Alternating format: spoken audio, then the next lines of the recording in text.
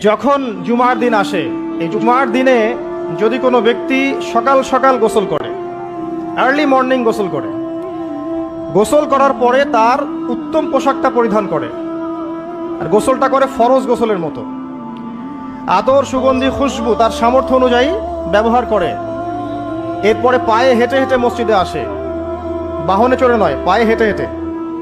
যদি আপনি অনেক দূরে থাকেন সেটা আলাদা কথা।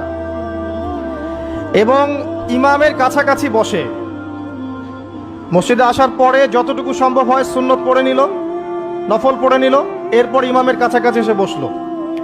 ইমামের খুতবা শ্রবণ করে মনোযোগের সাথে। খুতবা শ্রবণ করার সময় কাউকে কষ্ট দেয় না। কাউকে কষ্ট দেয় না মানে হচ্ছে যে কেউ কথা বললে তাকে এতটুকু বলে না যে তুমি চুপ করো,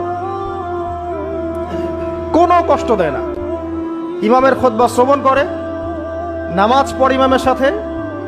এই ব্যক্তির আমল নামায় নবী সাল্লাল্লাহু আলাইহি ওয়াসাল্লাম বলছেন যে প্রত্যেক পদক্ষেপের বিনিময়ে 1 বছরের নফল নামাজ আর 1 বছরের নফল রোজার নেকি লেখা হয়। জুমার এই সমস্ত নেকি নষ্ট হয়ে যাবে যদি আমরা এখানে আদব রক্ষা করতে না